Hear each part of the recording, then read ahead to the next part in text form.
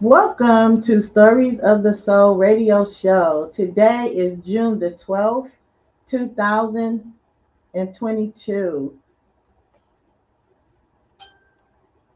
And today we have in studio Mr. DB Bedford himself, the emotional intelligence guy. I'm excited to have him here. Appreciate it. He's always busy and going out of town. So I'm just really humble and grateful that I had an opportunity to have him in studio. As always, tune in to Believe Radio Show 24/7. You no longer have to wait until Sunday to be uplifted and inspired. You can tune in anytime. So we're not going to hold you long. We just come in here to drop a little bit, a couple of nuggets on you.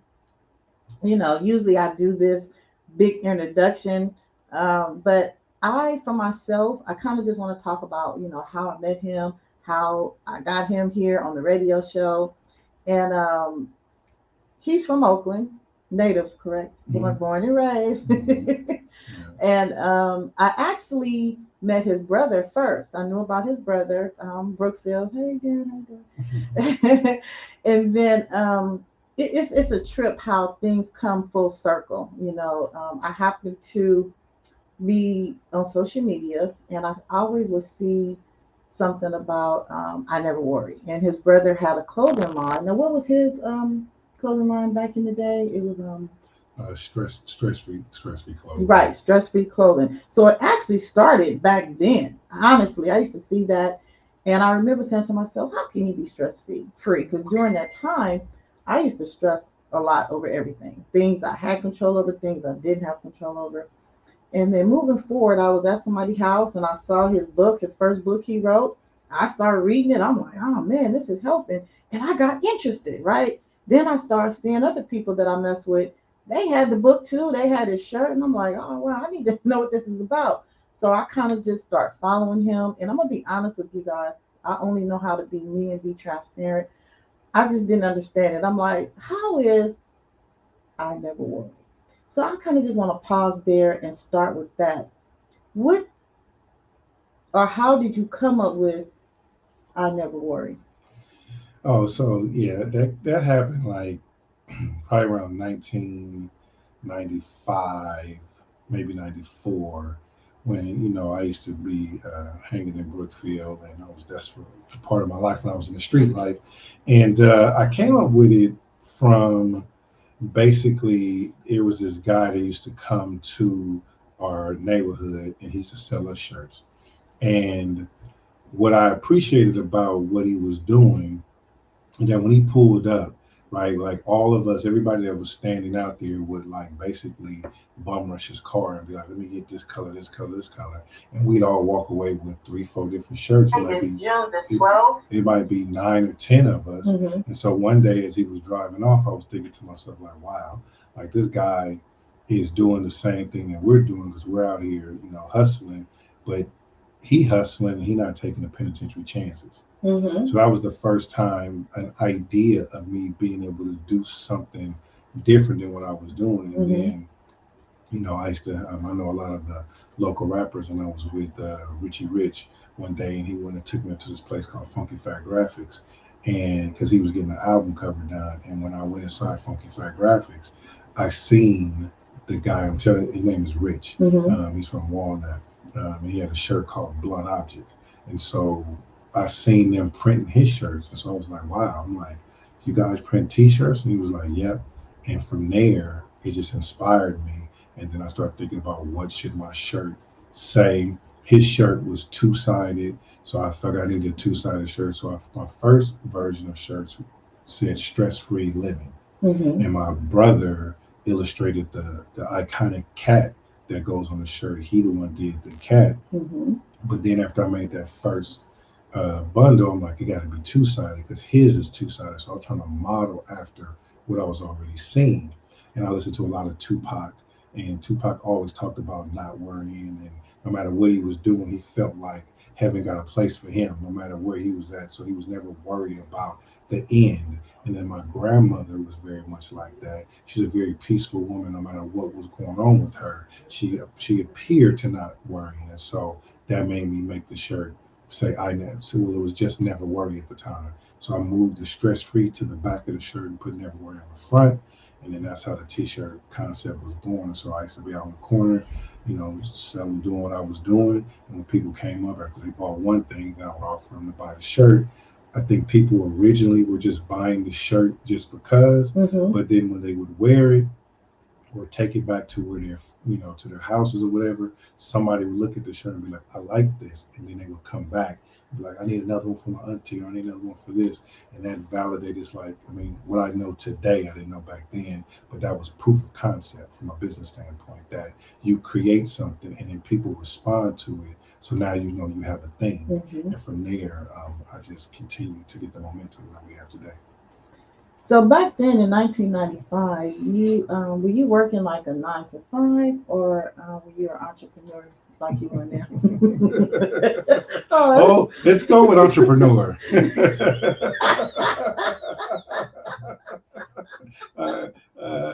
Option B for 200. So definitely an entrepreneur. I mean, my background is no secret. I know speaking from a spiritual space, you got to have, testimony, right? mm-hmm. And so I was selling drugs. I was hustling in Brookfield, and that's what I was doing at the Mm-hmm. time. So it was more than 95. It was really a 24/7 Mm-hmm. because that's what it takes to be successful in that life. But I did always know that I would be bigger than my situation. I can't tell you where that came from, Mm-hmm. other than when I was telling somebody the other day, when I first started selling drugs in like 85, 86. Back then you didn't just jump into the game, like you came in under somebody, Mm-hmm. meaning you grinded for somebody. And I remember being told that the game is to be used as a stepping stone. You want to get in and you want to get out. At Mm-hmm. least that was the conversation early on. I never forgot that. Mm-hmm. I think a lot of my homies did, but so I looked at the other folks that who had advanced and became, whether they became kingpins or balling or whatever, but they always tried to parlay their money into something else. Mm-hmm. So I was always interested in taking a quantum leap from what I was doing. So every chance I got, so I did a clothing store, I had a cigarette shop, I had a Mm-hmm. carpet cleaning business, I had a car dealership. Like I would try to invest money everywhere I could because being inspired by Rich, watching him, not Rich the rapper, but Rich from Walnut with his shirts, watching him way back then create a concept that caught an audience attention, and he was able to be transactional just like we were, Mm-hmm. but he wasn't taking the chances, was a fascinating thing to me. Mm-hmm. It just reminded me that I could do the same thing. I just need to switch out the product. This just kind of makes me think of something I recently was at somebody's house, and they used to, sell drugs back in the day. And when I saw them, they said to me, Yolanda, we all the way legit now. And I Mm-hmm. started laughing. And he repeated himself. And I'm like, you know what? That's good, because now you don't have to look over your shoulder. You don't have to worry about anything. And that just kind of make me think about how we all evolve, right? Like you said, you used to sell drugs, but in my mind, I can imagine even back then you had to utilize some emotional intelligence, because if you didn't, some of the drug dealers I know is either gone, they're no longer with us, they're in jail, probably don't know when they're going to get out. You know, with I Never Worry movement, did this kind of help you move into the emotional intelligence? How did you make that shift into that? Well, that came later on because I was not emotionally intelligent, Mm-hmm. right? People who came up with me around that time would say I was a fool a little bit. Mm-hmm. Uh, I practice emotional intelligence because of my uncanny behavior as a young adult and as a youngster. It, I never worry evolved from just never worry, just through time, you know. In fact, the last criminal case that I caught was a violent related offense where I went to the extreme to make an attempt to cause harm to somebody over something that was very petty. And uh, when I was sitting in the county jail, waiting to go to prison or anticipating going to prison, it was one of those moments where I realized that I had made a very emotional decision and I wasn't being logical about it. And I came to that conclusion because while I'm in my cell, I'm thinking about all the reasons why I didn't have to do what I did. And it made me think about like, wow, like, well, if I could be like that now, why in the moment didn't I feel like that? And so, not that I knew that at this time, but it ended up, and my buddy Dugar alley-ooped me this phrase that when emotions are high, logic tends to be low. So I think about the situation. I was emotionally charged. I had paid this gentleman to do something that he didn't do. I had seen him, and he said he was going to get it done, and he didn't. I seen him again. He gave me some drag by way of getting done. So you know how we are. So I'm like, you trying to play me? You got me twisted. All the self-talk. I like to call them the emotional storyboard started to kick up. I started to illustrate, right, a script in my head on what's going to happen to this dude if he doesn't do what he said he's going to do. And I always tell people, be mindful of that story you tell yourself because you might have to act on it. And so when I seen him, I believe because I was emotional because not now it wasn't just because I had paid him for a job he didn't finish, even though in hindsight most of it was finished, right? It was because he didn't finish, because he told me he was going to come back, he didn't, or that must mean he playing me. If he playing me, that means. So I started down this whole path, which made me basically try to take this man's life. I say all that to say, when I made it through that situation on the other side, I realized how powerful emotions are and how they can drive you to make some very poor decisions. In fact, all of my poor decisions have came when I've been emotional about something. And so as I started to evolve and turn my life around, I did end up taking a career in the probation department because I didn't get my felonies kind of reduced and dismissed. And when you get to how I come to emotional intelligence, I heard the phrase working at the probation department. And when I heard the terminology, I thought it was very intriguing because I wasn't hearing anybody talk about it. So when you think about my personal experiences, the things I've witnessed in between that, the job that I'm working at, I'm seeing people get in trouble all the time for being in their feelings. I'm wondering why isn't enough people talking about that? And it was in that moment where I believe this gift chose me that I was the person to be supposed to be the person to echo this message to an audience that will probably only listen to me. And so from there, about 10 years ago, I decided I was going to be the EI guy, and here we are today. You know what's amazing? I'm just thinking about it's been 10 years.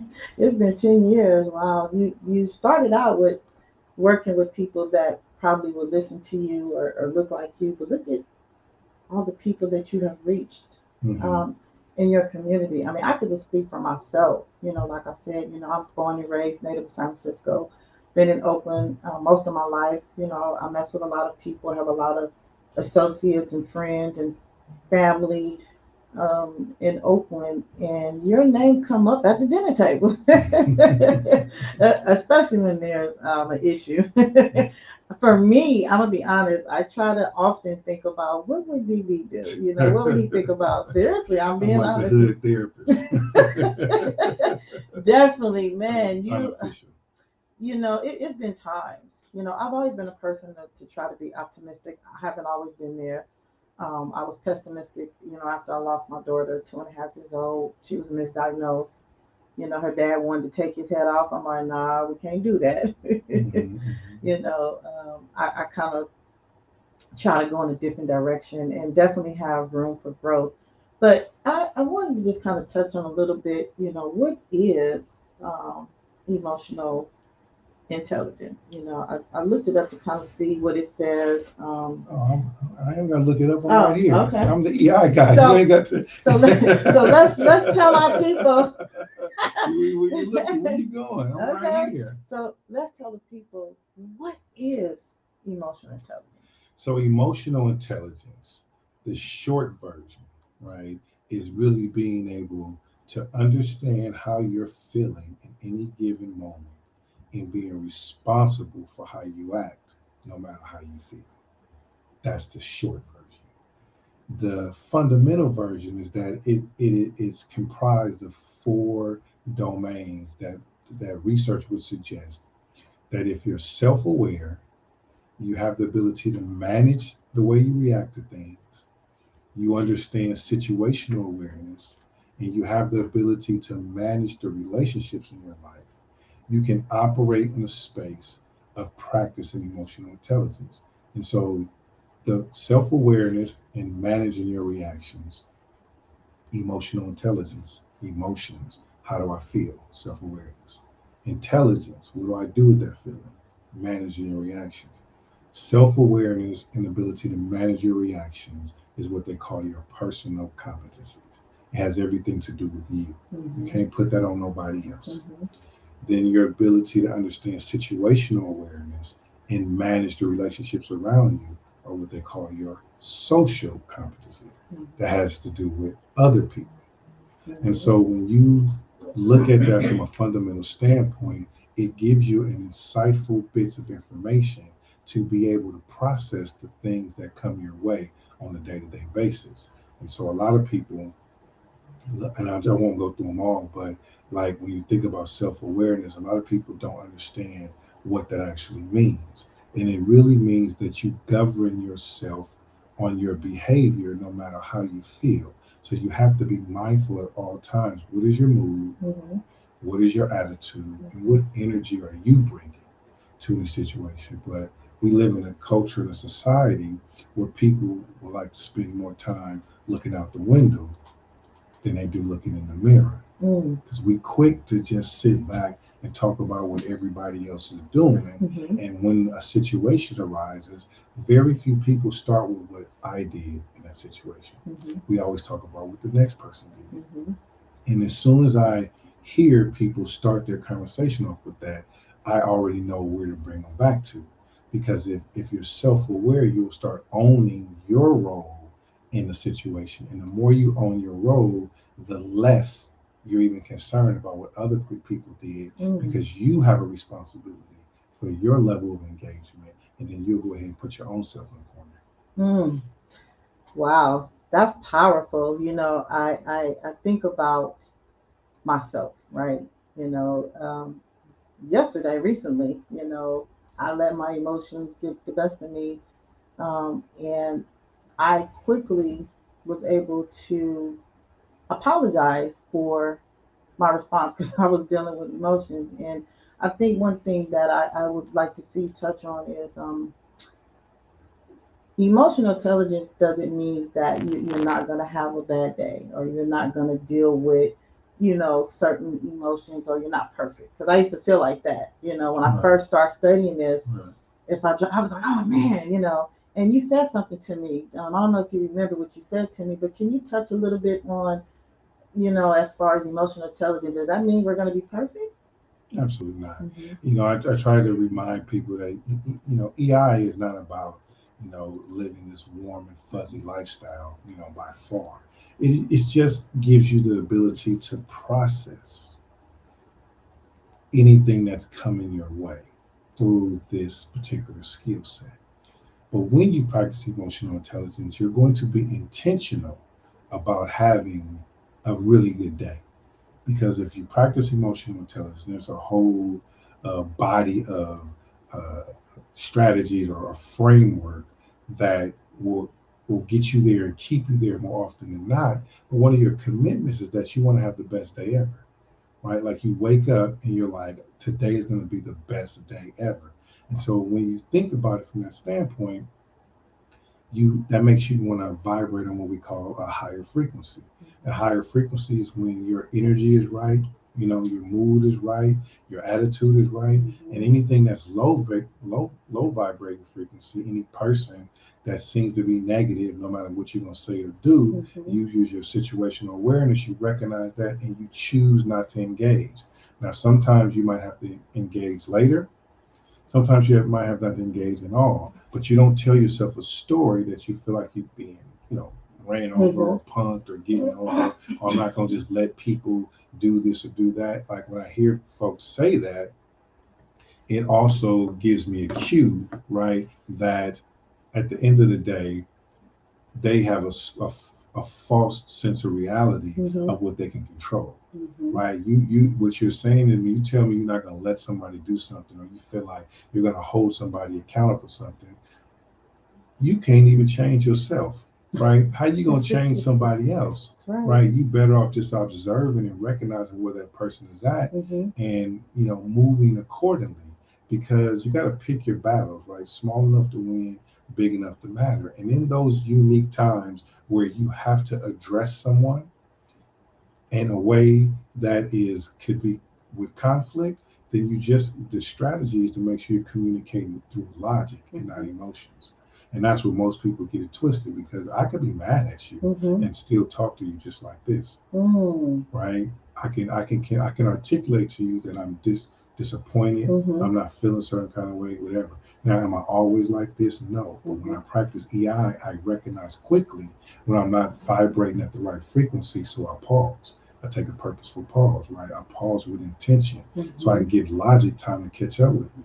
Why am I invested in this way of life? Like we all should be governed by something, because I want to appreciate and enjoy life to its fullest every single day. And so there is a saying, a book that says, don't sweat the small stuff, and it's all small stuff.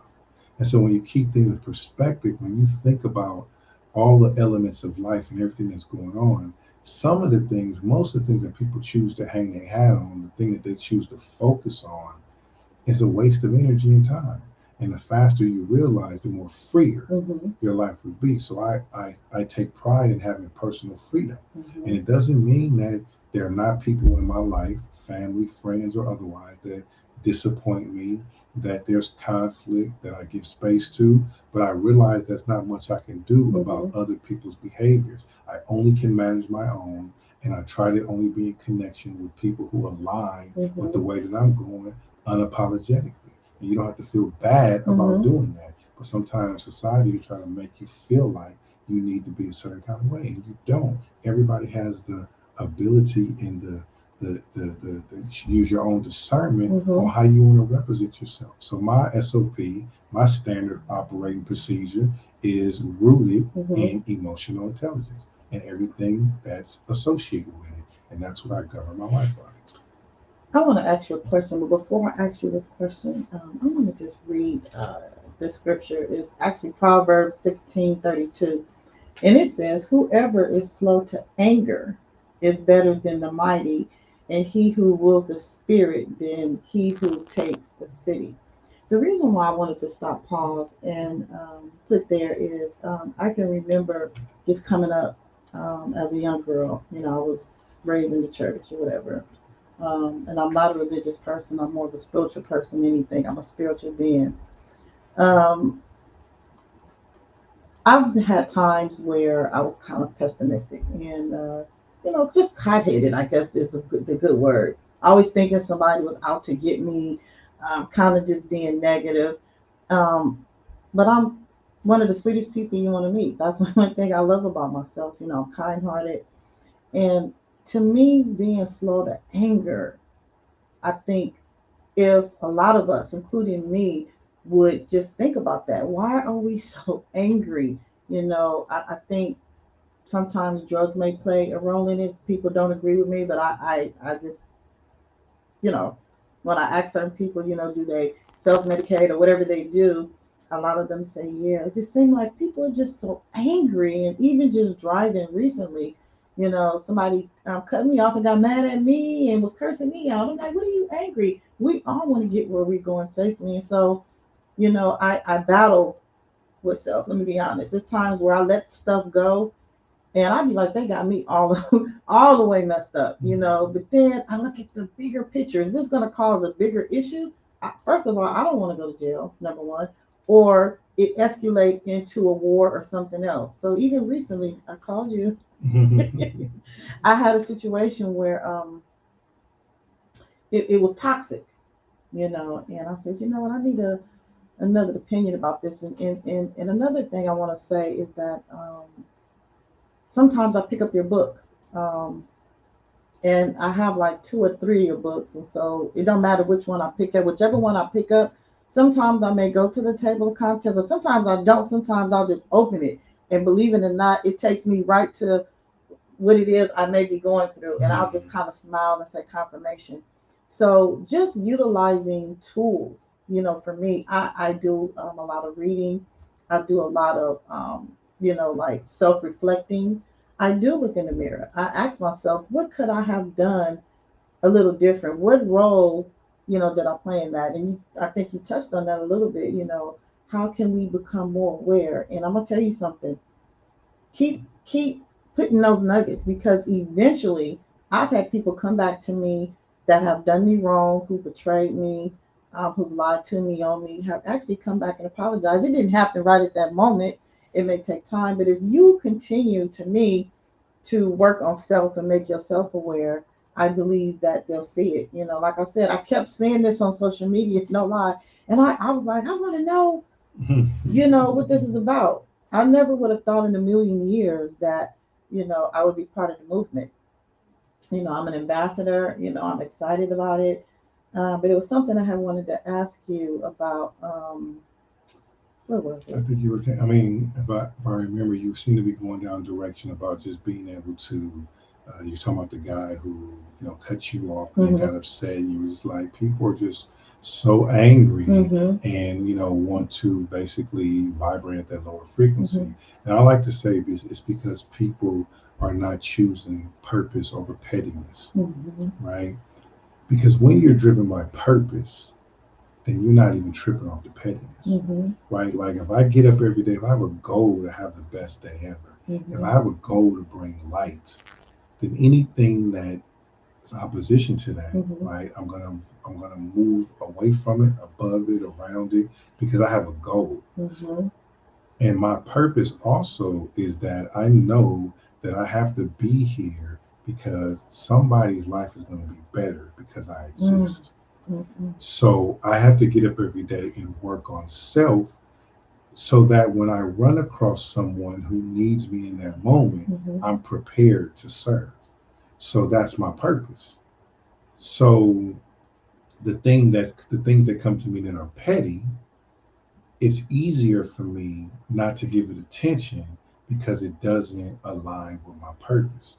So I always encourage people to choose purpose over pettiness. What are you supposed to be doing? Mm-hmm. Where are you going? What purpose do you serve? What are your goals? What are your desires? What are your ambitions? And anything that's not aligned with that, then you don't even give it no attention.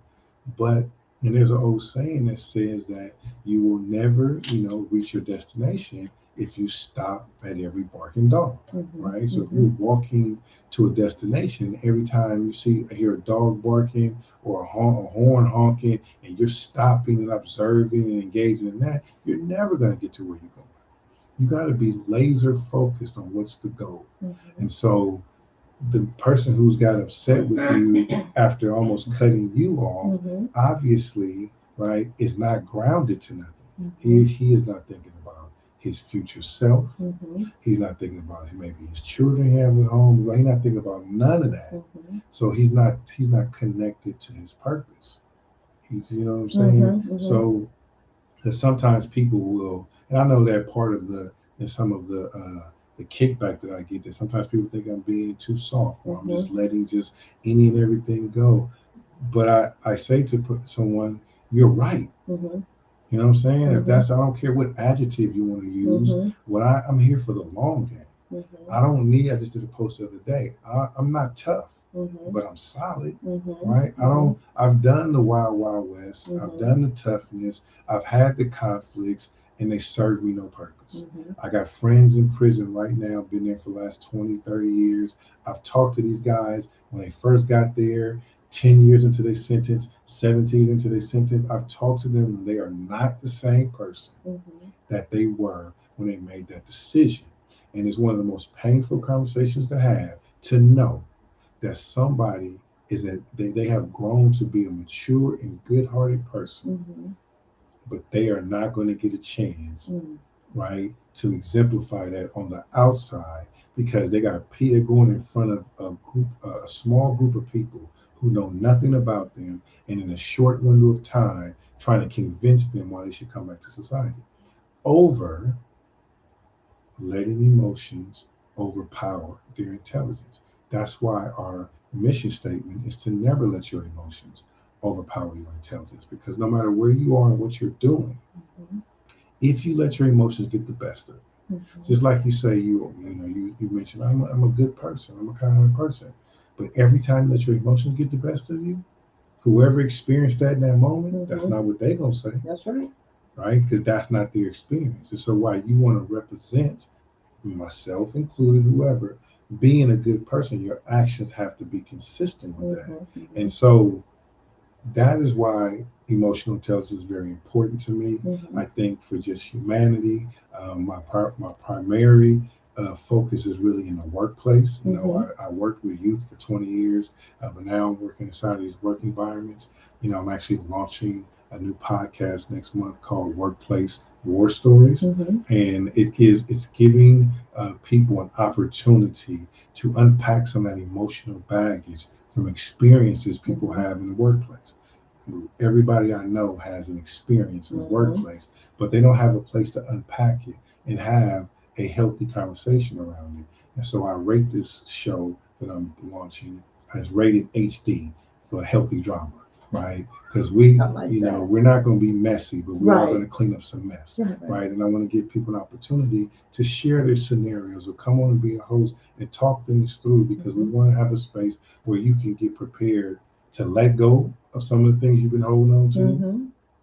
manage something you're currently going through, Mm-hmm. or be prepared for the next thing that you're going through by having emotionally intelligent conversations. Because if you are having war in the workplace, it means you're not at peace with yourself. And our goal is to teach you how to protect your peace at Mm-hmm. all times and at all costs. Could you imagine if all of us was to utilize emotional intelligence, what this world would be like? I live in Oakland and the killing is just, I mean, I know that we have crime everywhere, but it just seems like I don't watch the news, but oh my goodness, people are texting me, they'll call me and, what do you think about this? And I'm like, what did happen now? I had to turn off the Citizens app. It was going off, ding, ding, ding, ding. The app, Yeah, yeah, yeah. yeah, yeah, yeah. And I'm just like, what is going on? And the thing about it is, our emotions, right? I think about how God displayed emotions through His communication and actions, and that is something that I strive to do on a consistent basis. And I can think of there's been a couple of occasions, more than a couple, where I felt like I was going to react in a way that is very toxic, and I removed myself from the situation. And I did get a lot of backlash because they felt like, well, why did you leave? We would have had your back, or it makes you look like you scared. It's never about being scared. I don't fear anything. I ain't gonna say I don't fear anything because I fear AIDS and stuff like that. But so let me not say I don't fear anything. But what I mean is that I fear God. That's what I fear. But as far as another man, no. I just removed myself because in those moments, my emotions was working. I was at a very low frequency, and wanted to bust somebody in the head. So that couldn't have been good. So why stay there and continue to subject myself? Or what would you say to someone who's in that situation? This is not going to be good.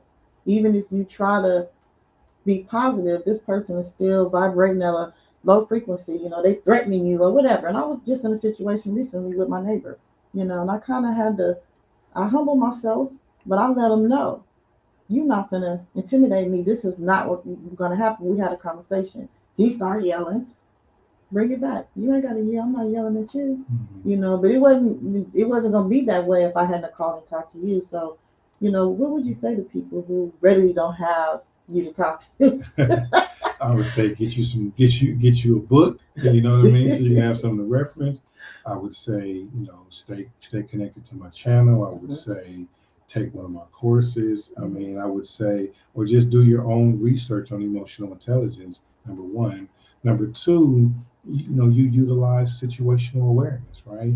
You recognize the situation could be hot. There, you did some forward thinking. You said, nothing good is probably going to come out of that, and so I'm going to not even just necessarily humble yourself, because that can make you feel a certain kind of way. You Mhm. just was playing chess, not checkers. I'm going to remove myself from the situation for everybody, Mhm. and the people who are rallying to say you should have stayed and make you look like this or that. Like, I understand why people feel like that, because we are all governed by what I like to call your internal software, right? The Mhm. thing that programs you. Mhm. And I believe that there's three components to it, which is your beliefs, Mhm. what you value, Mhm. and where you come from. So when someone is saying to you why you leave and it makes you look like a punk, that's because apparently they have a belief that if you run from conflict or you move away from conflict, they Mhm. associate that with some level of weakness, Mhm. because that's how they've been conditioned. We Mhm. all had that Mhm. programming, right? But at some point, you got to get to a point in your life where you replace an old belief with a new belief. Mhm. There was a time where you probably shouldn't have left, because you were going to have it was going to be threatening afterwards, because when we were younger, if you do that, right, then Mhm. you got to go to school the next day, and Mhm. everybody going to be capping on you, and Mhm. surround you by your locker is going to put some additional pressure on you. So Mhm. you might as well you're going to have to fight anyway, Right, right. right? Back Right. then. But we're in a time where adults, where a lot of people just sell old school wolf tickets, right? Ain't no, some people ain't gonna bust a grape if they were standing on it, Mhm.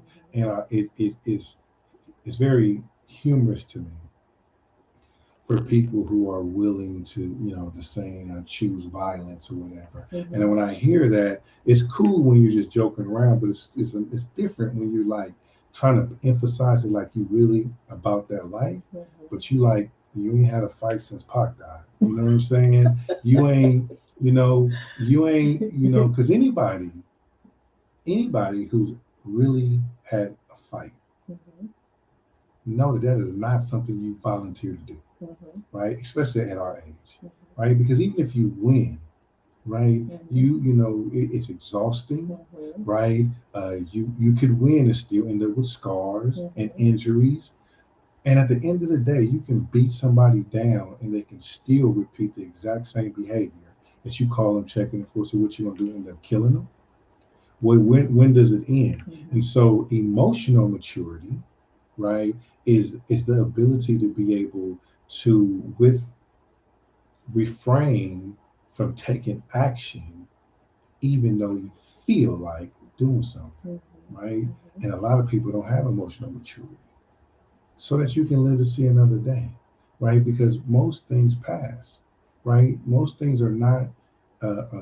Any conversation exchange that you have is not going to have the same energy 2 days from now, Mhm. right? Mhm. 20 minutes from there, right? So you want to be careful of the decisions you make in the moment. But again, what is your purpose? What else could you be focusing on? Why? How does something even get your attention to the point that now all you can think about is this negativity? You don't have Mhm. nothing else going on in Mhm. your life. Mhm. To the person, you said, what would I say to a person? If I am trying to influence someone who just had a situation, Mhm. they're telling themselves, man, forget that, well, they did this, they did that, they did Mhm. this. Mhm. I'm going to start with helping them understand what they believe about the situation. Like, Mhm. what is your belief about what happened, Mhm. and then where did that belief come from, Mhm.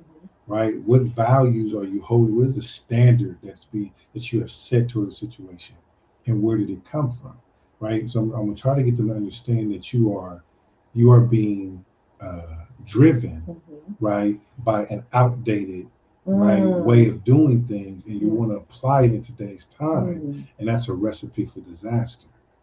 And if you then I'm gonna try to do the purpose over pettiness. I'm gonna try to find out what's really important to you, right? Like, so I know, most people got children or somebody that they love somebody. We're humans. You love somebody.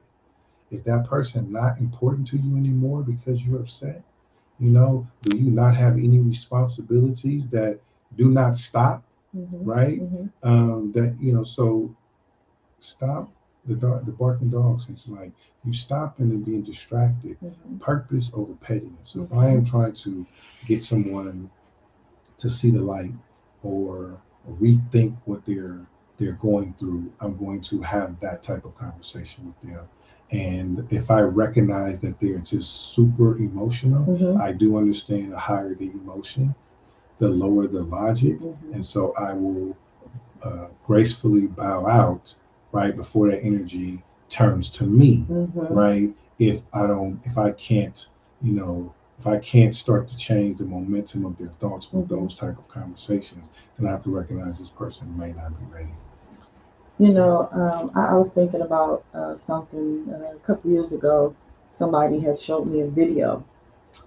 A guy was trying to impress me, I guess. It kind of went the opposite direction. So they were somewhere, and a guy, he's like 6 feet tall. This guy had to be five, I don't know, 5'9". He was drunk.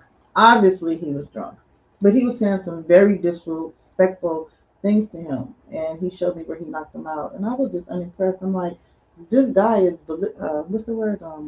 Belligerent. He doesn't even know what he's doing. Somebody that's not themselves. They're high. Do they get a? Cause I've been asked this question. Well, do they get a pass? How do we handle that? And so I was in a situation with a family member, and I waited until I know they were sober, and they was like, "Oh, I don't remember doing that." I don't know if they did or not, but some behaviors, whether you are high or not, I still feel like it's a big no-no. How is something, we can kind of manage that when it's drugs and alcohol plays a role in it. I have no desire to hold people accountable. I think that's a lot of people's issue. I'm not trying to hold you accountable. What I am going to recognize, number one, I have to ask myself, why am I even here in the first place? Right? I'm not even tripping off you. What decision did I make to be here in this room to even witness this? Self-awareness is the first domain of emotional intelligence. I'm going to always start with me. That's just like if you say something to rub me the wrong way. I'm not going to be like, Yolanda said this and she out of pocket. The first question I'm going to ask myself is, why does it even bother me in the first place? Because I want to know, what belief are you bucking up, right? What value are you challenging? What is it about what you said that's activated this side of me that makes me think I need to check you or hold you accountable, right? And what I probably, if I do the work the right way, I will recognize that, it's probably tapping into my old school belief about being disrespected, right? Air quotes. And so where we come from, if you disrespect me, that automatically activates a side of you where you want to put hands on somebody. Because that's what people have told you in your early years. That's what you witnessed. That's what you observed. So as an adult, when you see that happen, that's what you want to do. Now, you are not as quick to do it because you've lived long enough not to just jump on people, but you got the feeling, so you might verbally assault.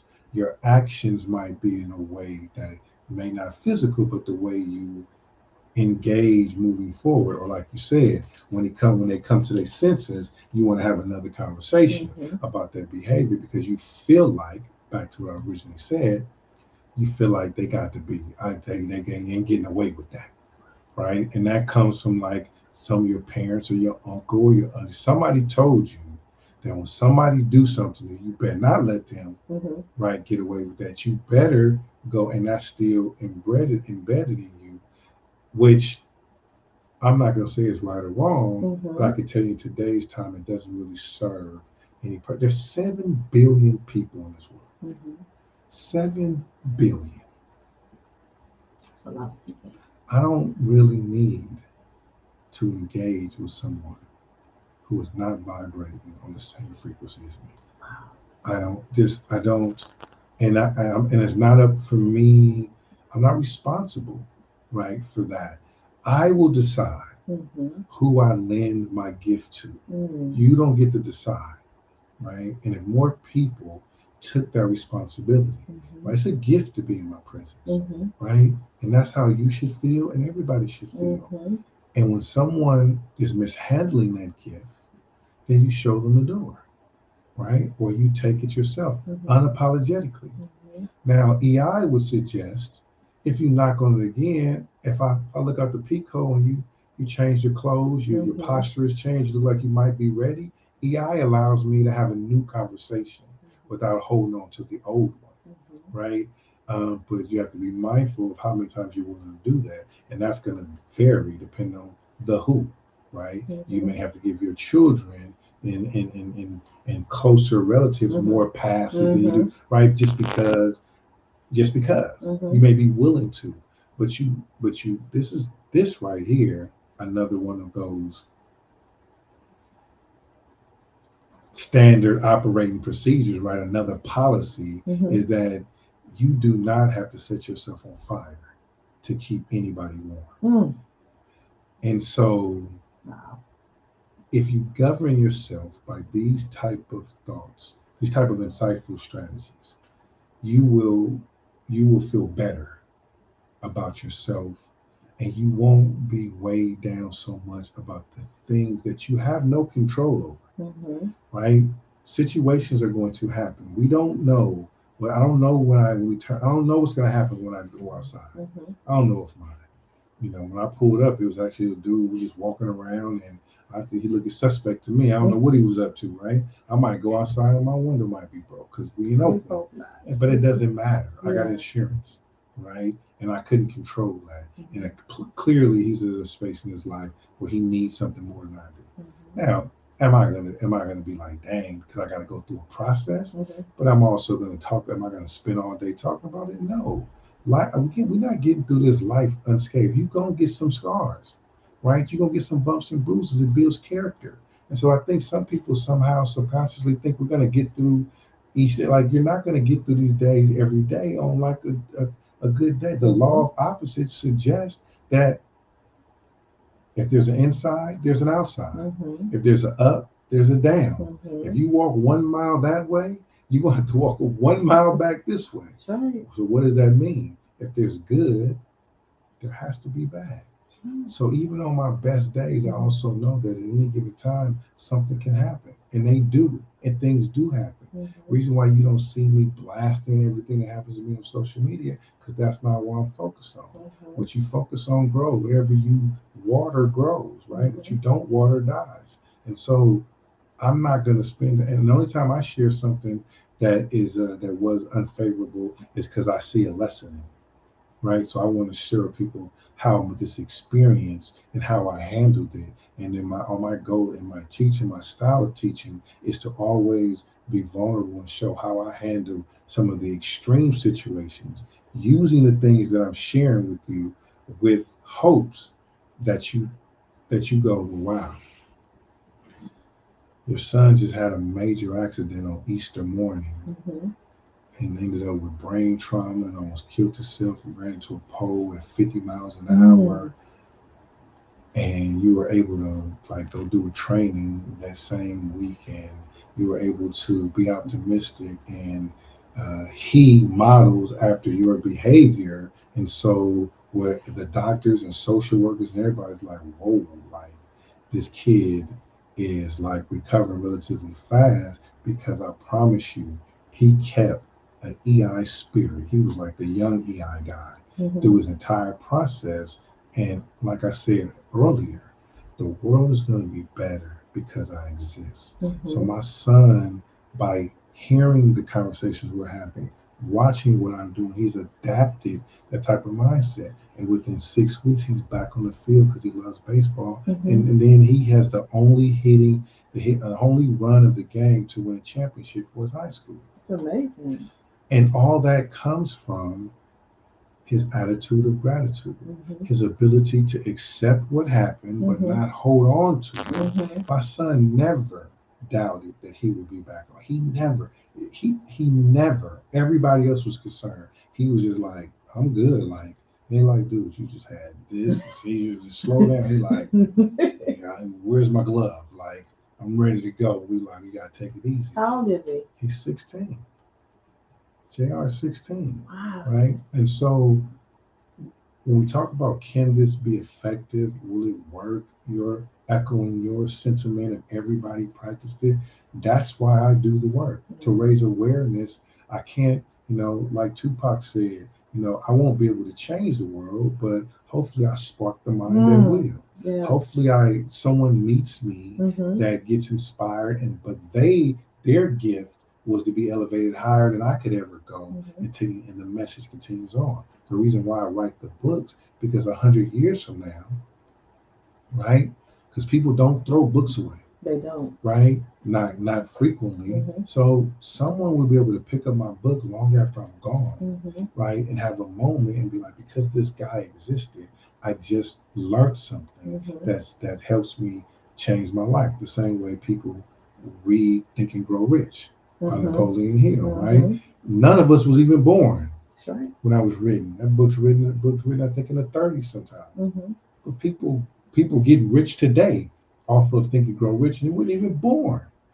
To me, that's legacy. And that's what my goal is, to leave a legacy so that people are understand the importance of this, and they're influenced by the way we go about doing it, so they can be the latest version of themselves at all times. Can you tell the people where you can get your book or your website, how we can access you? Thank you. I appreciate that. So I Never Worry, lowercase I Never Worry, on all platforms. That's where you can find me. TikTok. You won't see me dancing on TikTok, but I try to give a little bit of, but into TikTok, Instagram, Facebook, and my website is ineverworry.com. LinkedIn, I Never Worry. My company is called I Never Worry Consulting. And the reason why I Never Worry is a true one-word statement is because it is possible not to worry when you practice emotional intelligence. Wow, that's powerful. I don't have to just say this. I'm really grateful to God that I'm able to have him as my mentor. You said I didn't know it. He didn't know that, but he knows it now. I wrote a book myself called Anecdotes of the Soul, and guess what it came from? After I read his book, and there's another gentleman, Mr. Corey Lillard. He wrote a book, and I always mess up the name of his book, but after I read those two books, I was inspired. I wrote my first book, and I'm in the process of writing my second. The pandemic hit, and I kind of put it on hold. I was going through some things myself. This pandemic is just, man, I wish this COVID-19 would just go away somewhere. But even through that, you still have to, utilize emotional intelligence. And let me just tell you something. It has helped me personally and professionally. I wished I could have adapted to it sooner, but everything happens for a reason. I'm here now. Like I was just with my grandchildren. I was even talking some emotional intelligence to them and telling them some things. It's almost like when you know better, you do better. For sure. And I love working with the youth. I love working with the children. I'm gonna be working within the schools and the community, just kind of helping out where I can. But it's so important that I have myself together. It's kind of hard to, minister and help other people if you don't have yourself together. And I'm constantly working on myself. I want to just thank DB for coming into studio today. I'm gonna let him have some last words of what he would like to say. I want to leave you with. Did I do one scripture too? Do you remember? They heard you do two. Well, I heard you one scripture, and I heard you echo something else. You might have did two. The first one I know was a scripture for sure. I'm not sure. The second one scripture. Okay, well, you're going to hear it again. I Come can't on, remember. preach. So I'm going to leave you with this one. Proverbs 29:11. A fool gives full vent to his spirit, but a wise man quietly holds it back. I want you to kind of marinate on that a minute. You don't have to respond to every situation. I know it used to be times where I used to feel like, oh man, why this person don't like me? What did I do wrong? And I think in the beginning I used to be a people pleaser. I love helping people. That's just who I am. That's who I've been. I used to help a lot, financially. I no longer do that. I help with giving them this emotional intelligence stuff. So I'm helping y'all right now. Get this book, 30 Days to Emotional Wellness by DB Bedford. Go to his website, ineverworry.com. It'll change your life. I am a strong believer, just supporting my people, my community. But he's changing lives, honestly. Like I said, we've been in the streets before, and people had on, we had the shirts on, and we'd be like, oh, DB, and then they'll be like, well, we saw it on social media, and then for me being an ambassador, I talk about it at work, at school. I've had people ask me, there was how are you able to deal with it? Utilizing emotional intelligence, and it's not always easy. I had somebody do some shady stuff to me recently, and it's funny because I've never been the type of person to be like, that's what you get. But I ain't gonna lie, this last time I was like, that's what you get. Yeah, somebody kind of, did something to me, and I was like, okay, whatever. And not even a week later, I'm talking about days, it kind of went to hell. And when they called and told me, I just smiled and went on about my business. So anyway, I'm going to leave you with the final words, and we're going to walk on. Okay, no.